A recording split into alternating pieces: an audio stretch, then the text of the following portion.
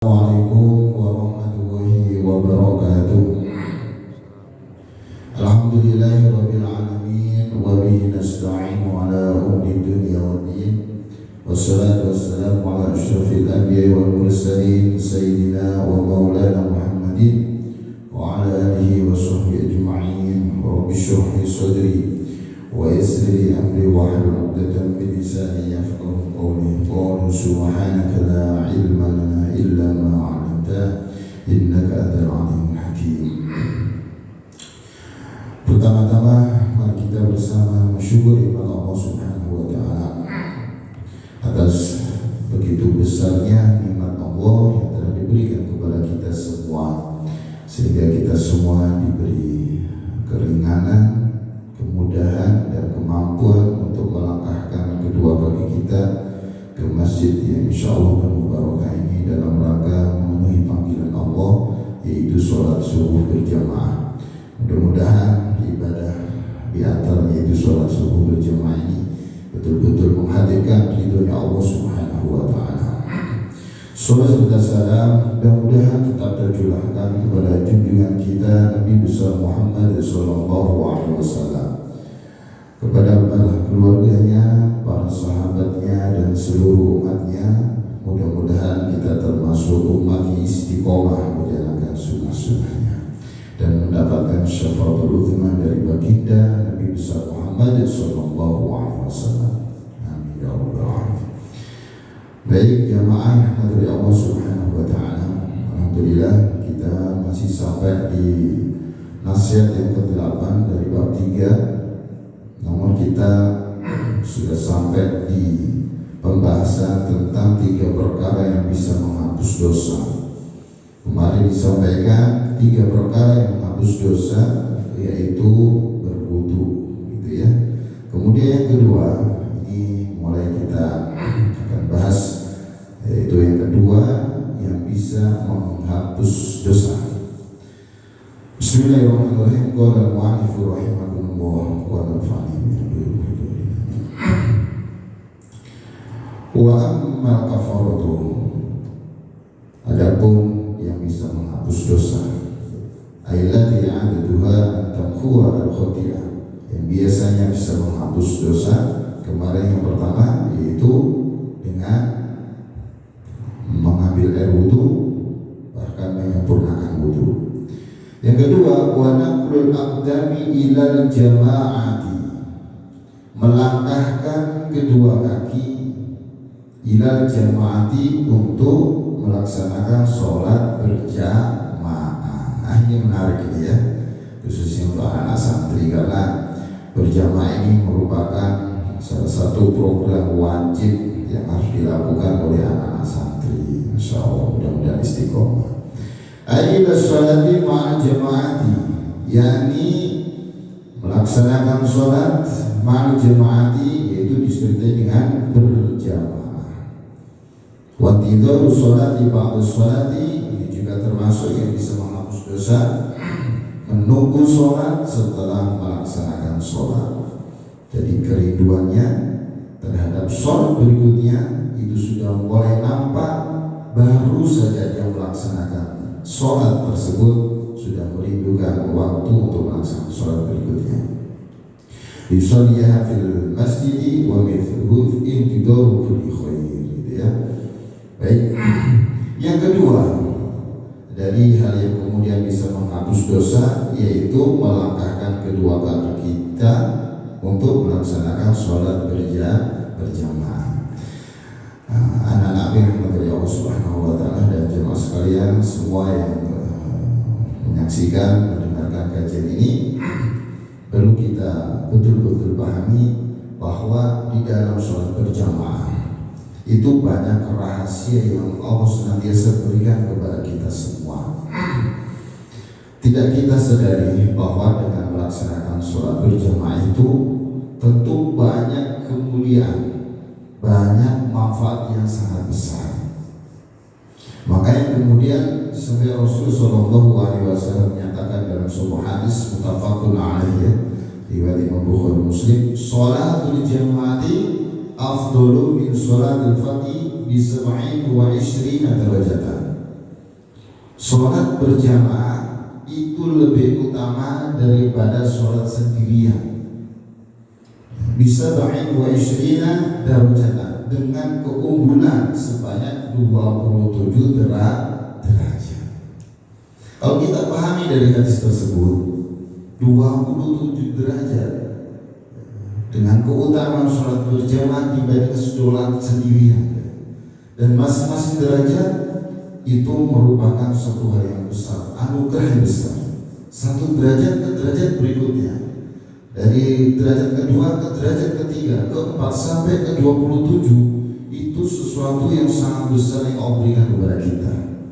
Itu hanya diberikan kepada kita yang senantiasa melaksanakan sholat berjamaah. Bahkan ada satu ungkapan, derajat satu ke derajat berikutnya berjalan 500 tahun. Masya Allah. Ini 27 derajat. Apakah kemudian memotivasi kita untuk senantiasa melaksanakan sholat berjamaah?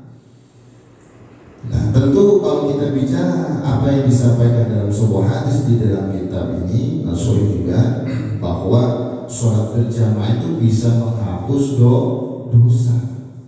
Dosa-dosa yang sudah kita lakukan itu bisa Allah senantiasa hapus dengan wasilah kita melaksanakan sholat berjamaah. Selain hadis yang ini ada satu hadis, man tawaddu'a lis-sholati fasbahul wudu'a thumma masya ila sholatil maktubati fasallaha ma'al mu'minin, ya, fasallaha ma'an nas au ma'al jama'ati au fil masjidi ghafara lahu dzunubahu. Jadi Allah menghapus lahu bagi siapa yang melaksanakan sholat berjamaah, menghapus apa dosa-dosanya. Ya. Kalau dalam hadis tersebut kan dikatakannya sangat jelas sekali, barang siapa yang berwudu untuk melaksanakan sholat, ya, dia menyempurnakan wudunya. Ya, kemarin sudah kita bahas tentang masalah bab wudu. Kemudian dia berjalan masya ila sholatil maktubati, menuju tempat untuk melaksanakan sholat fardu. Ya, kita tahu sholat fardu yang biasanya anak santri lakukan, kita semua lakukan. Ya. Kemudian sholat yang melaksanakan sholat tersebut ma'an nasi, bersama manusia. Aula jamaati maksudnya yaitu dengan berjamaah.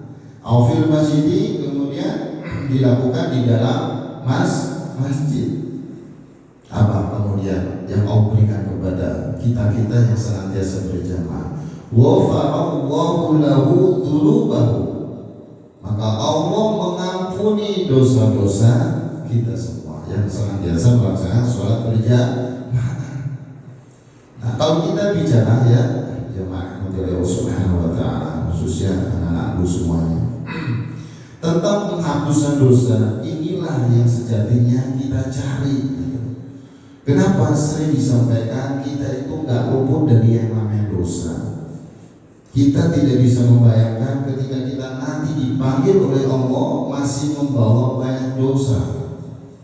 Dia mana kira-kira dipanggil oleh Allah, ya, udah waktunya kita mati, ternyata kita banyaknya justru membawa banyak dosa.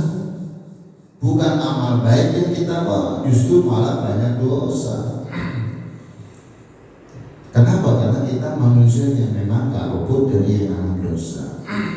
Karena kita manusia yang memang selalu berbuat dosa, maka sudah seharusnya kita lebih memperhatikan amalan-amalan yang Allah berikan, ya, yang itu amalan itu bisa menghadirkan kasih sayang Allah, diantaranya dalam bentuk pengampunan dosa. Apa itu? Banyak amalan-amalan. Nah, salah satunya dengan melaksanakan sholat berjamaah, berguguran dosa kita. Masya Allah, ya. Dosa mata berguguran, dosa tangan, dosa kaki berguguran semuanya. Dan kita melaksanakan sholat berjamaah. Ketika semua dosa-dosa yang Allah hapus karena kita melaksanakan sholat berjamaah, itulah kebahagiaan yang hakiki. karena sudah mendapatkan ampunan dari Allah. Nah, inilah yang kemudian ghafara dzunubahu, dosa-dosanya akan diampuni oleh Allah Subhanahu wa taala. Nah, dengan begitu ya, yang dirahmati oleh Allah Subhanahu wa taala, dengan kita sudah mengetahui bahwa dengan sholat berjamaah ini akan menghapus dosa-dosa kita, maka sudah sejatinya kita berlomba-lomba untuk melaksanakan sholat berjamaah. Makanya dalam sebuah hadis itu sangat jelas, seandainya manusia mengetahui apa yang ada di diri azan dan sholat pertama, dia tidak mendapatkan itu kecuali diundi, maka dia akan lakukan itu. Walaupun didapat dengan undian pun dia akan dilakukan. Kalau seandainya kita mengetahui apa istimewa atau keutamaan, ya, kebahagiaan di dalam sebuah azan panggilan Allah untuk melaksanakan sholat dan juga ada di sholat pertama. Seandainya kita tahu, pasti kita akan perjuangkan walaupun harus dengan diundi. Kemudian lanjutnya, seandainya mereka mengetahui kebaikan-kebaikan yang ada pada segera untuk melaksanakan sholat berjamaah, maka pasti mereka akan berlomba-lomba. Kalau kita tahu nih ya, Sultan, ya, Salman dan yang lain semuanya mengetahui tentang apa kebaikan dalam sholat berjamaah, sudah tahu betul nih, ya, memahami betul keutamaan dari sholat berjamaah, kebaikan yang ada dalam sholat berjamaah, pasti akan apa? Berlomba-lomba. Namanya berlomba-lomba, kita tahu ya, berlomba-lomba. Ya. Namanya berlomba-lomba pasti diiringi dengan kesemangatan, kesungguhan, keseriusan. Ya. Karena selalu ada bagaimana agar kita bisa mendapatkan itu. Itu ternyata kalau kita pampas, kita berlomba-lomba. Kelanjutannya barang seandainya mereka itu kita mengetahui kebaikan-kebaikan yang ada pada sholat berjamaah isya dan subuh, pasti dia akan mendatanginya walaupun dengan harus dia berjalan dengan merangkak. Masya Allah, itu hadis Nabi. Seandainya kita tahu keutamaan, keistimewaan, ya, ada pada sholat berjamaah isya dan subuh, maka kita akan hadir walaupun dalam kondisi bagaimanapun, walaupun dengan merangkak pun kita harus dan kita tetap akan menghadirinya. Kalau kita tahu kebaikan-kebaikan dalam sholat berjamaah, makanya jangan sampai diremehkan masalah sholat berjamaah. Nah, itu adalah salah satu dasar kenapa kemudian Ustaz membuat program wajib sholat berjamaah buat para santri gitu. Selain kemudian hal-hal yang itu ya, mengajarkan banyak hal ya dari sholat berjamaah. Nah, maka dari sini kita mulai pelan-pelan mengetahui ilmu terkait masalah sholat berjamaah, sehingga kita mulai kemudian bisa berlomba-lomba dalam melaksanakan sholat berjamaah, mulai kemudian bersungguh-sungguh untuk bisa menghadiri, ya, untuk melaksanakan sholat berjamaah. Kenapa? Keutamaannya sangat-sangat besar sekali. Ya, kita melaksanakan sholat berjamaah. Apalagi sholat berjamaah itu yaitu sholat subuh dan isya. Sholat subuh dan isya. Kenapa? Itu salah satu sholat yang butuh perjuangan. Makanya gak banyak yang melakukan. Gak banyak yang melakukan, butuh perjuangan, butuh ekstra. Kalau bahasa sederhananya, karena kita ibadah itu atas izin Allah, berarti yang melaksanakan sholat berjamaah, kesungguhan dalam melaksanakan sholat ini, berarti mereka adalah pilihan-pilihan Allah. Nah, itu ya. Ya tentunya semua dari kita yang senantiasa melaksanakan ini bagian daripada pilihan Allah yang sudah Allah izinkan untuk melaksanakan sholat berjamaah. Karena apa? Karena gak mungkin kita berbuat baik, berbuat kebaikan kecuali seizinnya Allah, ya, kecuali atas izin Allah. Jadi semua yang menghendaki kita bisa berbuat kebaikan, salah satunya sholat berjamaah ini adalah Allah. Nah kalau kita dihindari untuk bisa berbuat baik seperti antum ya, anak-anak santri yang istiqomah berjamaahnya karena menuntut ilmu dan seterusnya, itu merupakan sebagai bentuk manusia pilihan. Masya Allah ya, alhamdulillah. Maka ada satu hadis ya, man sholat isya fi jama'atin faka'annama qoma nisfal lail. Hadis riwayat Imam Muslim ya. Barang siapa yang sholat isya dengan berjamaah, nah sholat isya ya, maka seakan-akan dia melakukan sholat separuh malam. Coba gimana tuh umar?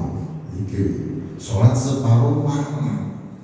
Kita melaksanakan sholat isya berjamaah nih ya, maka separuh malam itu kita berguna untuk sholat, untuk kira-kira kuat sholat separuh malam. Faka'annama qoma nisfal lail, seakan-akan sampai bahasa Rasulullah, faka'annama ya, seakan-akan itu ya, bisa digambarkan, diperumpamakan dari pahalanya dan seterusnya seperti sholat separuh malam.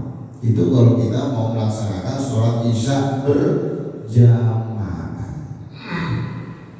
Wa man sholat subha fi jama'atin, barang siapa yang sholat subuh berjamaah. Nah ini lebih spesial ya. Barang siapa yang sholat subuh berjamaah, faka'annama shollal laila kullahu, maka seakan-akan dia melaksanakan sholat malam sepanjang malam, kullahu, seluruh malam, mulai dari masuk waktu malam sampai hilangnya malam itu berganti siang kita pakai untuk sholat. Terus bagaikan seperti itu kita melaksanakan sholat subuh berjamaah. Sangat besar sekali, makanya harus semangat ya, dafa. Tapi semangatnya gak cuma di pondok ya, nanti begitu pulang kalau sudah waktunya untuk mendakwakan di sana, di sini dan setelah dimanapun antum ditakdirkan oleh Allah, harus istiqomah untuk melaksanakan sholat berjamaah, khususnya sholat isya dan subuh secara khusus. Nah, makanya begitu besar ya reward dari Allah bagi yang melaksanakan sholat berjamaah isya dan subuh ini. Makanya memang butuh perjuangan. Enggak semua orang bisa melakukan itu. Betul deh, coba antum lihat itu. Enggak semua orang bisa melaksanakan. Karena apa? Karena memang itu butuh perjuangan. Butuh perjuangan, butuh kemudian keseriusan, kesungguhan, niat yang dan seterusnya. Ya tentu memohon pertolongan kepada Allah gitu. Nah maka dari situ bahagialah kita semuanya yang sudah istiqomah melaksanakan sholat berjamaah khususnya isya dan subuh. Walaupun kita sibuk ya di siang harinya bukan main ya dan seterusnya, seperti kayak Pak Gus istiqomah banget mudah-mudahan istiqomah ya. Belajar istiqomah ya di tengah-tengah kesibukan dimanapun ya. Apa yang di dalam pikiran kita, kepala kita itu kan luar biasa di tengah kesibukan kita yang harus kita pikirkan banyak sekali seterusnya dalam pulang malam dan seterusnya. Mungkin itu dalam aktivitas kita. Tapi kalau Allah kemudian izinkan kita bisa istiqomah berjamaah khususnya subuh, itu anugerah besar dari Allah. Anugerah sangat besar sekali. Dan kalau kita renungkan ya Allah begitu besarnya ya, sampai kemudian diperumpamakan dengan sholat separuh malam untuk sholat berjamaah isya, sholat subuh sepanjang malam lagi. Ya kafamiyah, coba antum lihat sepanjang malam itu dari mulai kemudian masuk waktu malam sampai kemudian hilang waktu malam itu panjang berapa jam itu? Ya, antum itu gimana berapa jam itu? Terus kita di perumpamaan kita sholat terus dalam waktu itu. Ternyata begitu luar biasanya sholat subuh berjamaah. Nah, maka ini merupakan kabar gembira ya, kabar gembira buat kita yang senantiasa istiqomah sholat berjamaah, khususnya sholat di waktu-waktu malam itu, sholat isya dan subuhnya khususnya. Makanya Rasulullah memberi kabar gembira ini, basyirul masyai'in, berilah kabar gembira kepada orang-orang yang banyak berjalan, basyirul masyai'in fi dhulami ilal masjid, banyak berjalan di waktu malam gelap gulita menuju ke masjid, ilal masjid, dengan kabar gembira apa? Bin nuri tami yaumal qiyamah, rawahu Abu Dawud Tirmidzi, dengan cahaya yang sempurna di hari kiamat. Wah, masya Allah ya. Jadi luar biasa pokoknya ya. Kalau kita tahu ilmunya itu jadi menambah semangat ya. Kabar gembira apa kepada orang yang banyak berjalan. Nah, ini anak santri juga kena ya. Ya, kenanya apa? Berkahnya ya, dari tempat yang lumayan jauh ujung sampai ke sini kira-kira ada berapa langkah untuk ke sini ya? Dari sana ke sini kan jauh. Kalau saya nggak pakai motor, tapi berharap sama Allah putaran roda dari motor ini terus dihitung ya, kita minta sama Allah ya. Basyul masyair ya, jalan kaki itu, tapi jalannya motor ya. Kita minta sama aja lah sama Allah ya. Kita dihitung pahala juga itu.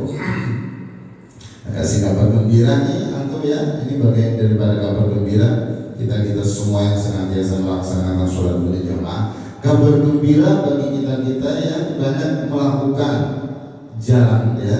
Basyirul masyair fi dhulami, di malam gelap gulita, isya gelap, subuh gelap gitu ya. Ilal masjid, menuju masjid ya, insya Allah ya. Nanti di hari kiamat akan mendapatkan cahaya sempurna, bin nuri tami, cahaya sempurna. Masya Allah. Kalau gitu kan menambah semangat ya. Jadi cahaya sempurna nanti menandakan bahwa kita itu adalah orang spesial di hadapan Allah. Orang spesial di hadapan Allah. Ada cahaya yang begitu sempurna yang nantinya akan didapat bagi kita yang semangat melaksanakan sholat berjamaah, khususnya sholat isya dan subuh. Nah, dari situlah anak-anakku jemaah yang kepada Allah Subhanahu wa Ta'ala, maka pentingnya kita bisa melaksanakan sholat berjamaah ini untuk senantiasa apa itu kemudian kita istiqomahkan dalam pelaksanaan sholat berjamaah.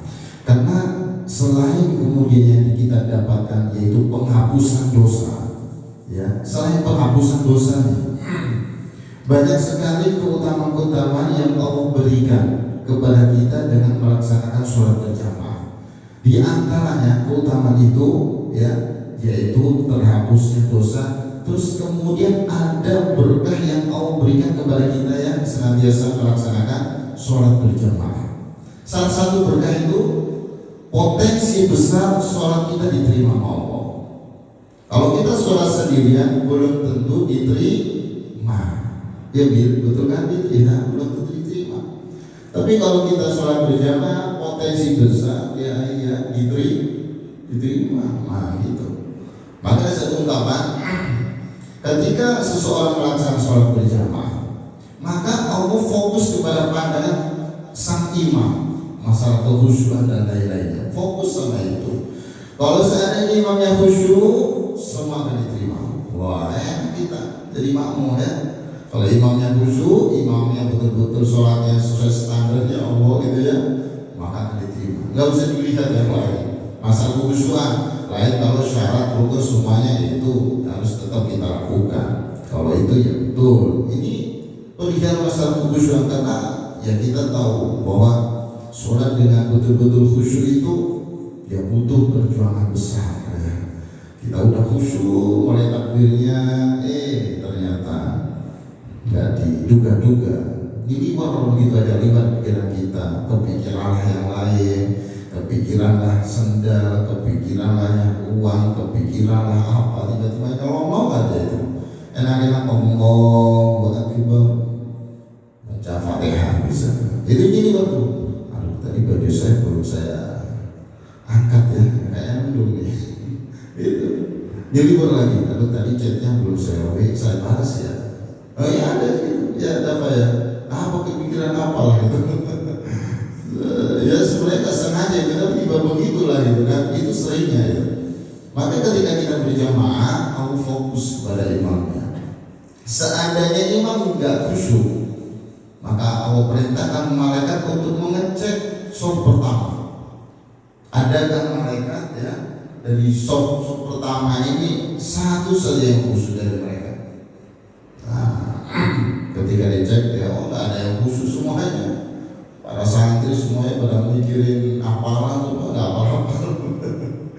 Ya, pada mikirin apalah gitu ya. Nggak ada yang khusus. Coba sok depan. Kalau soknya hanya satu, soknya belakang lagi, sok belakang itu nggak ada yang khusus gitu ya. Sok ketiga nggak ada yang khusus. Cek nggak ada yang khusus semuanya. Seandainya nggak ada yang khusus semuanya, ya, maka ada berkah dari sholat berjamaah. Aku terima sholatnya karena berkah mereka berjamaah. Itu luar biasa. Sampai ada ungkapan seperti itu. Ini ungkapan dari kiai saya dulu di pondok. Terus kemudian banyak juga kajian-kajian menerangkan tentang keutamaan sholat berjamaah. Di antaranya berkah, yaitu potensi besar sholat kita diterima oleh Allah. Makanya itu sangat penting kita lakukan dengan berjamaah. Nah, kita kan berharap setiap kita melaksanakan sholatnya diterima sama Allah. Nah, kalau kita berharap sholat kita nggak diterima, ada bagaimana?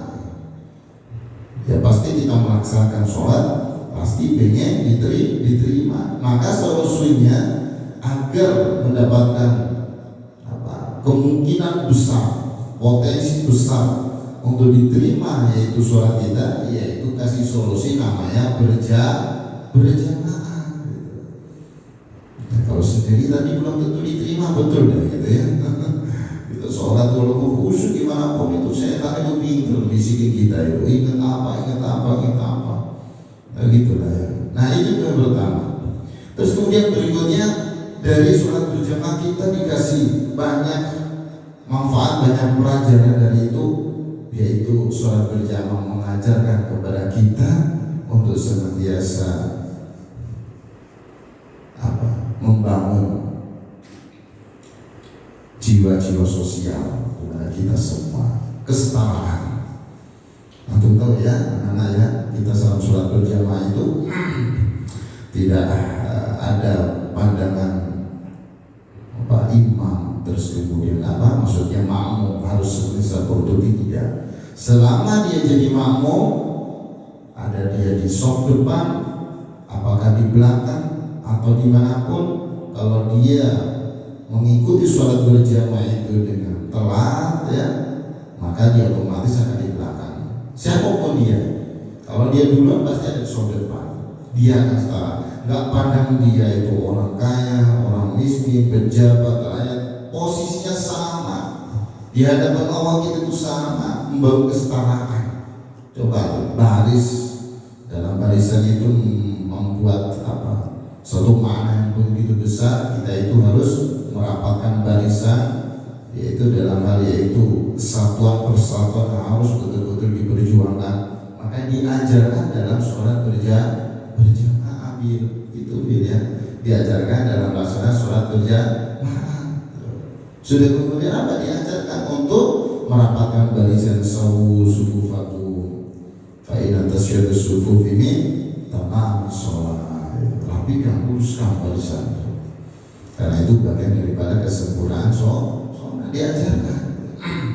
Nah, karena dalam sholat berjamaah itu kan mengajari kepada kita untuk senantiasa kita hidup bersosial. Karena namanya jamaah pasti ya lebih daripada satu orang, minimal 2 orang. Kalau sendiri bukan jamaah munfarid dia sendiri. Namanya berjamaah pasti ada minimal 2 orang. Ya, selebihnya ya, banyak dan seterusnya. Kenapa kemudian berjamaah 2 orang? Dan kita tahu kita hidup di dunia itu nggak bisa hidup sendiri. Kita pasti sehebat apapun kita pasti butuh orang lain. Sekaya apapun kita pasti butuh orang lain. Setinggi kedudukan kita pun pasti butuh orang lain. Kita seorang pemimpin pun butuh masyarakat, butuh rakyat. Kita orang kaya pun butuh pembantu, butuh karyawan. Kita siapapun pun, termasuk orang yang pun butuh yang ngaji seperti santri-santri, ya. Apalagi dalam bersosial yang lainnya gitu. Mengajarkan kita itu kita memang nggak bisa hidup sendiri gitu.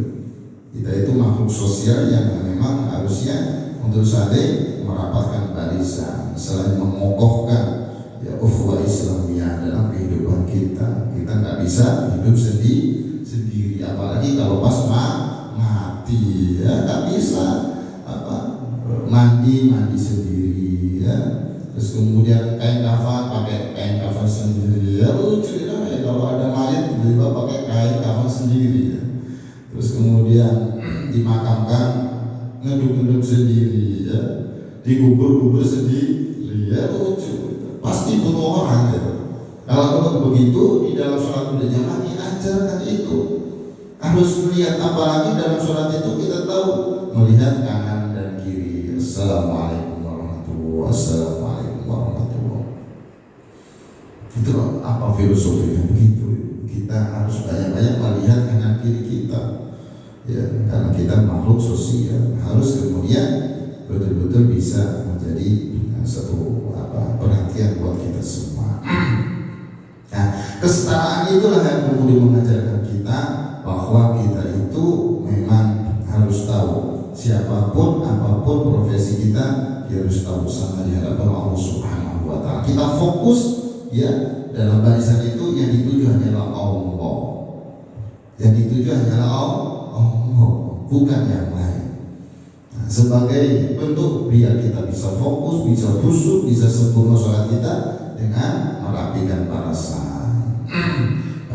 yang harus kita rapikan ya. Apalagi setelah sholat kemudian kita bersalaman ya, terus kemudian menyapa, meminum dan seterusnya. Terjalin ukhuwah Islamnya itu akan semakin kuat, semakin tangguh, semakin bersatu ya. Ya walaupun misalnya di antara kita ada yang satu misalnya ya, satu saling mungkin ada masalah seterusnya. Begitu sholat berjamaah, setelah sholat berjamaah kemudian musafahah dengan ngobrol dan seterusnya akan redam dengan sendirinya. Pasti Allah akan hadirkan solusi. Kalaupun memang persatuan itu mungkin diawali dengan adanya problem, masalah, berkah sholat berjamaah Allah akan hadirkan, hati akan menjadi tenang, akan menjadi yang namanya perdamaian itu akan didapatkan berkah sholat berjamaah. Walaupun marah kayak gimana pun ya pada sholat, ketika bertemu di dalam sholat berjamaah, betul-betul ikhlas dalam melaksanakan sholat berjamaah, akan luluh hatinya. Allah akan hadirkan solusi agar kemudian bisa berdamai kembali. Ini seandainya terjadi. Salah satu berkah sholat berjamaah. Apa dikri? Berkah sholat berjamaah. Masya Allah. Selain mendidik kita untuk senantiasa membangun jiwa-jiwa sosial ya, maka di situ pentingnya kita dalam sholat berjamaah. Kita tahu harus ada imam, kemudian ada makmum. Imam ini betul-betul mengambil alih ya, kendali sepenuhnya daripada imam. Makmum hanya mengikuti saja, betul ya. Coba kalau makmum bikin aturan sendiri, pengen tetap berjamaah tapi pengen apa? Pengen menggerakkan sesukanya dia, mendahului imam, dia kan sholat berjamaah, bukan berjamaah namanya sholat munfarid ya. Nama kita bermakmum ya, kita tahu bisa memposisikan imam itu sebagai imam kita yang harus kita taati, mengajarkan kita untuk taat kepada pemimpin, ati Allah wa ati Rasulullah ulil amri minkum, taat kepada Allah, Rasulnya dan pemerintahan ya, kepada pemimpin kita. Selama mengajar kepada kebaikan, kita wajib taat, mengajarkan kita dalam sholat berjamaah. Maka dari situlah, karena memang imam harus kita taati, harus kita turuti, makanya kalau mau milih imam ya yang sesuai gitu. Imamnya yang sesuai dulu, karena setelah kita akan taati, kita akan turuti, kita akan ikuti. Pilihlah imamnya sepenuhnya ya. Berarti kalau kita akan sholat ya tentu yang lebih kemudian ya, kita bisa pelajari lah gitu ya, lebih alim, lebih kemudian paling tidak lebih mengetahui tentang masalah sholat. Nah, itu sangat penting ya. Jadi hal-hal yang kemudian inilah yang perlu kita pelajari, bahwa dalam sholat berjamaah itu mengajarkan banyak hal. Kita jadi imam, tumpuk juga tahu bahwa posisi jadi imam, apa yang harus kita lakukan saat menjadi pemimpin gitu. Ya. Apa? Ya kan begitu ya. Maka sebelumnya itu harus dikuatkan dulu dari keilmuannya, kefahamannya tentang masalah sholat dan lain sebagainya, termasuk pemimpin negara pun juga seperti itu. Sebelum menyalurkan diri untuk menjadi pemimpin negara, ya harus mengajar dulu, dipersiapkan dulu, karena mau menjadi imam yang nanti akan diikuti, ditaati, akan menjadi dan berlaku aturan Allah. Masyarakat harus mengikuti pemimpinnya gitu. Makmum harus mengikuti imamnya. Maka sebelum jadi imam harus disiapkan dulu. Jadi gak mudah-mudah jadi imam itu ya sebenarnya ya. Tanggung jawabnya berat dan pahalanya juga pasti besar ya, dan luar biasa. Nah kalau kita jadi makmum juga seperti itu. Bagaimanapun kondisi situasinya harus mengikuti imam. Siapapun imam itu, profesinya apapun, ya, kondisi situasi bagaimana harus mengikuti imam, mengikuti pemimpinnya. Ya, karena sudah menjadi makmum kita. Kalau kita keluar dari barisan itu, maka tidak sah sholat berjamaah kita. Nah, maka kalau seandainya imam itu salah, maka kewajiban seorang makmum untuk mengingatkan. Termasuk dalam dunia politik pun, kalau pemimpinnya juga salah, ya boleh dan harus dan menjadi keharusan untuk diberi nasihat, masukan, kritikan dan seterusnya. Nah dalam sholat pun cara mengingatkan imam pun juga ada etikanya. Dengan kalau laki-laki subhanallah gitu, ketika imam salah gitu ya dalam melaksanakan sholat itu, kemudian makmum juga harus mengingatkan subhanallah. Bagi perempuan dengan tepuk tangan. Nah gitu. Kok yang diungkapkan subhanallah, kok nggak salah, kok nggak begitu ya? Kok subhanallah loh? Ini mengajarkan kalau kita mengingatkan pun juga harus beretika, beradab. Maha suci Allah, menunjukkan bahwa kita itu bukan siapa-siapa, yang punya kebenaran sesungguhnya adalah Allah. Makanya Maha suci Allah, subhanallah, yang bisa menjadikan kita ini, kita itu semua adalah Allah. Allah yang suci dari segala kekurangan, menunjukkan bahwa kita itu bukan siapa-siapa. Makanya dalam bahasa pengingatnya subhanallah, Maha suci Allah, masya Allah. Nah, kalau kita mengingatkan orang lain juga perlu dengan bahasa yang sopan, bahasa yang santun, bahasa yang ini dan seterusnya. Dalam sholat berjamaah sudah diajarkan semua itu. Gak boleh kalau imam salah kemudian makmumnya diam aja. Nah ini mungkin Ustaz pernah kelebihan satu rakaat mungkin ya, atau kurang, atau diam aja. Sebenarnya sih mau ingetin Ustaz, tapi saya juga bingung, lupa juga. Rakaat beberapa sama-sama lupa, karena saya banyak ingat gitu, sama-sama nggak khusyuk ya. Gitu kira-kira ya. Jadi pentingnya harus diingatkan ya, harus diingatkan. Kalau nggak diingatkan ya fatal, apalagi tahu kalau salah. Begitu juga bermasyarakat, pemimpinnya kalau salah kok nggak diingatkan akan fatal ya, akan fatal. Punya kewajiban seorang makmum, seorang masyarakat untuk mengingatkan imamnya atau pemimpinnya ketika berbuat salah. Itu diajarkan dalam sholat berjamaah. Kita tahu bahwa sholat berjamaah itu namanya sholat, kita harus tenang, harus kemudian teduh ya, santai, terus kemudian khusyuk. Apalagi dalam sholat itu ada rukun namanya tumakninah, berdiam. Itu menunjukkan, mengajarkan sholat berjamaah itu hidup tenang, hidup damai, hidup sejahtera. Coba aku lihat aja, itu ajarannya luar biasa dalam sholat berjamaah itu ya. Setelah itu kemudian ada ketenangan, kedamaian, keharmonisan dan seterusnya dalam menjalani kehidupan ini loh ya. Dalam bersosial pun, dalam kehidupan bermasyarakat pun hidup damai, hidup tenang, sejahtera. Itu dalam sholat sudah diajarkan. Maka pentingnya dengan kemudian kita melaksanakan sholat berjamaah itu sangat-sangat luar biasa kalau betul-betul kita dalami, kita kaji terkait masalah sholat berjamaah, maka betul kata yang tadi disampaikan, kalau kita tahu kebaikan-kebaikan dalam sholat berjamaah, pasti kita akan perjuangkan berlomba-lomba, walaupun bahkan sampai harus seperangkat pun harus kita lakukan. Itu soal luar biasa, ya. Nah, belum lagi nanti ada makhluk Allah yang namanya malaikat selalu mendoakan kita yang melaksanakan sholat berjamaah. Belum lagi itu, kalau doanya malaikat Allahumma sholli alaihi Allahumma arhamhu, wah begitu doanya bil, masya Allah ya Allah ampunilah dia, ya Allah kasihilah dia, sayangilah dia. Doanya malaikat kepada kita. Coba kalau begitu gimana tuh?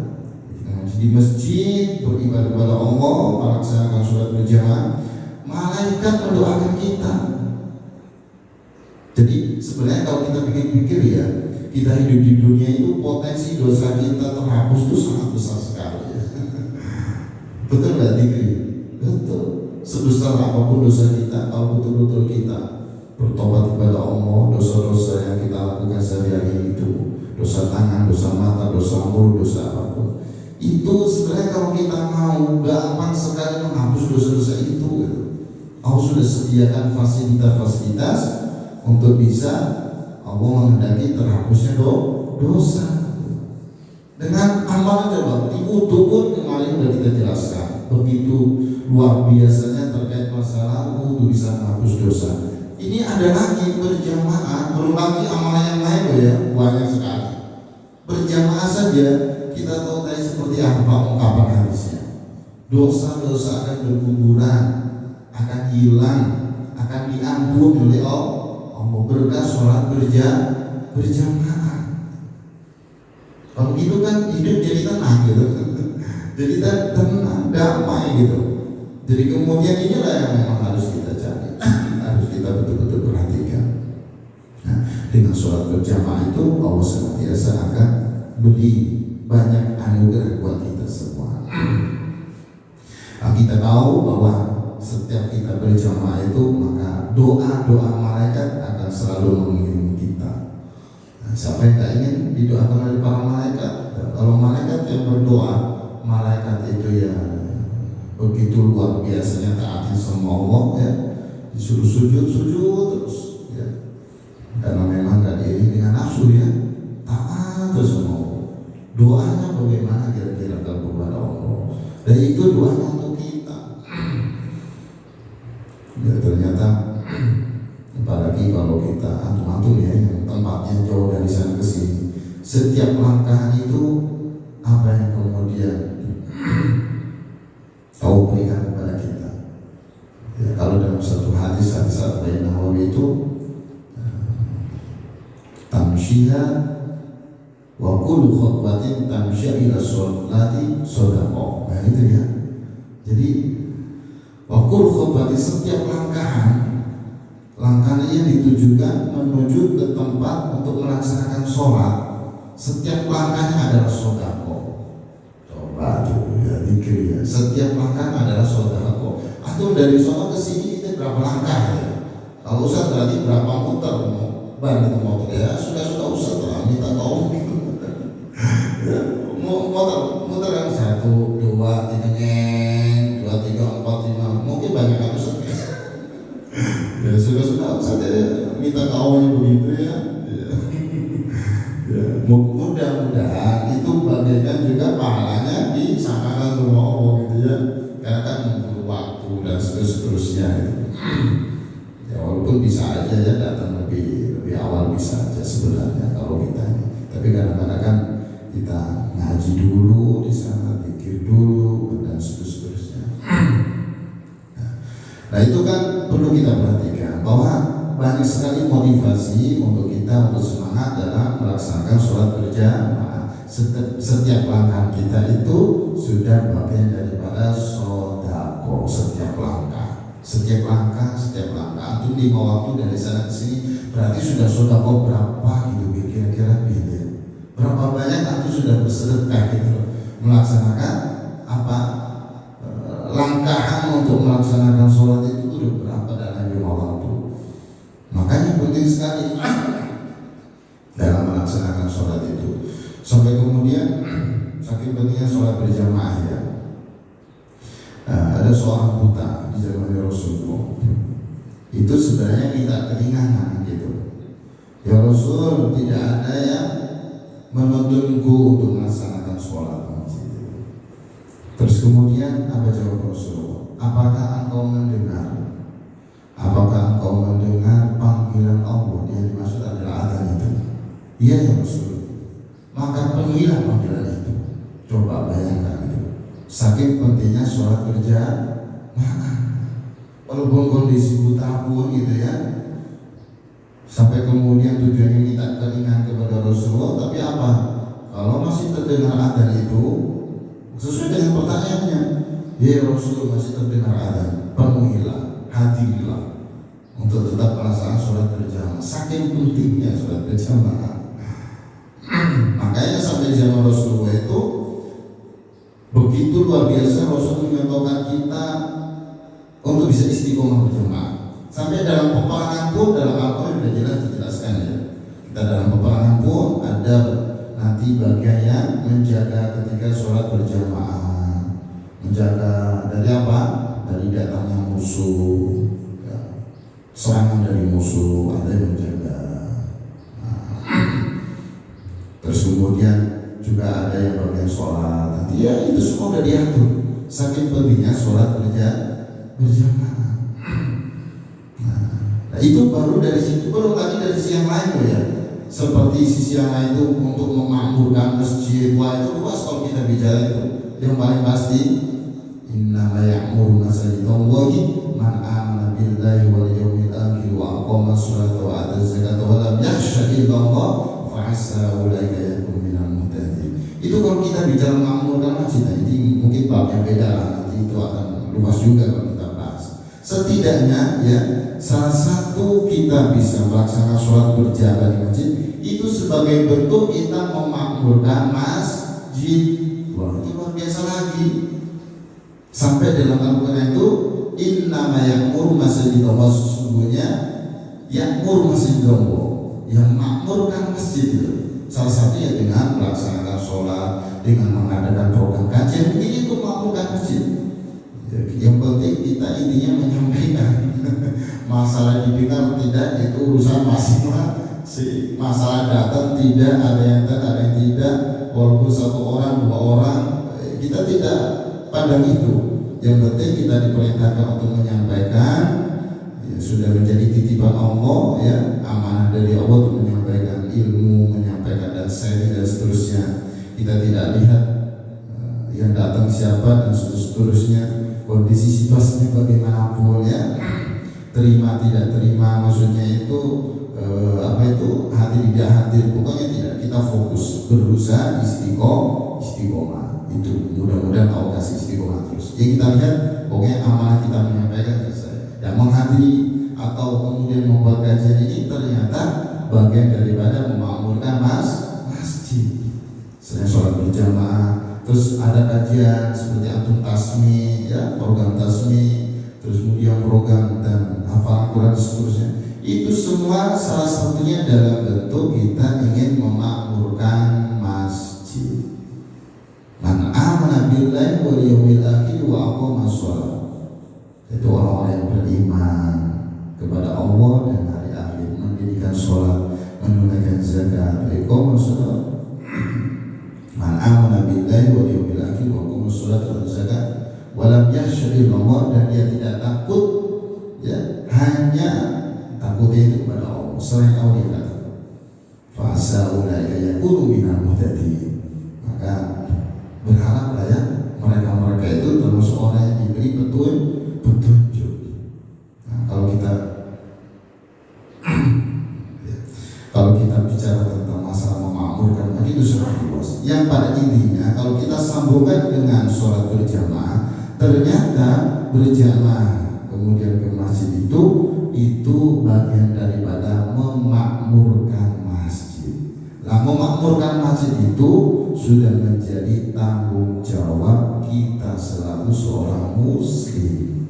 Jangan sampai masjid kemudian sudah dibangun, sudah ditata, sudah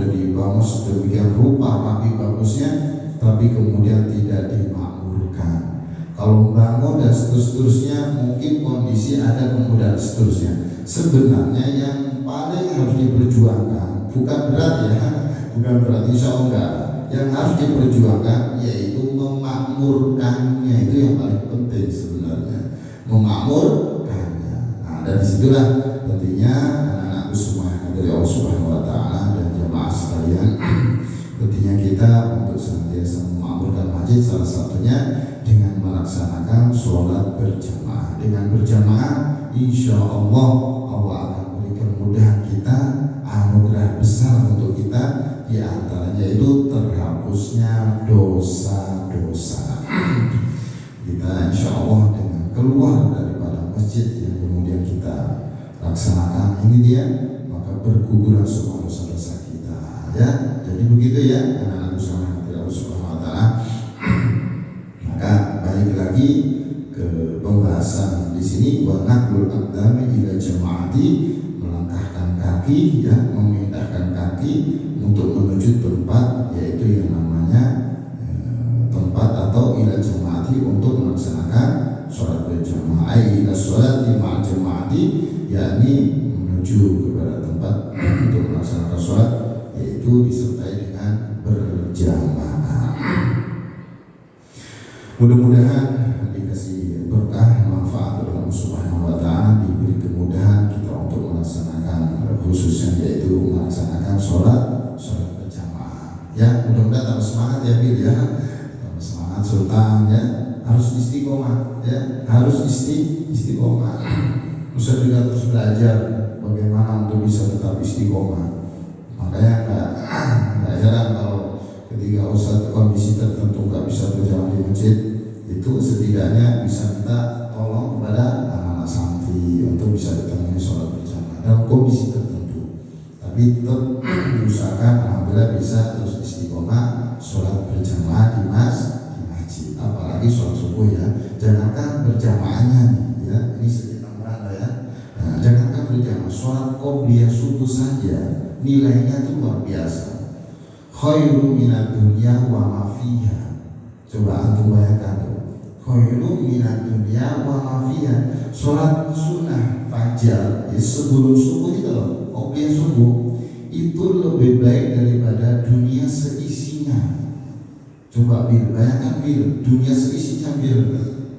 Ya, itu lebih baik daripada dunia seisinya.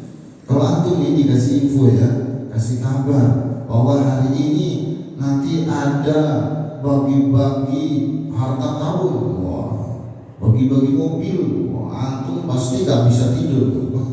Mulai dari dapat kabar sampai nanti hari-harinya gak bisa tidur, yang ada adalah seneng banget. Kenapa? Ada kepastian nanti akan dapat mobil atau dapat sesuatu yang harus disenangi, apapun itu, dapat uang, dapat apa dengan jumlah yang banyak dan seterusnya.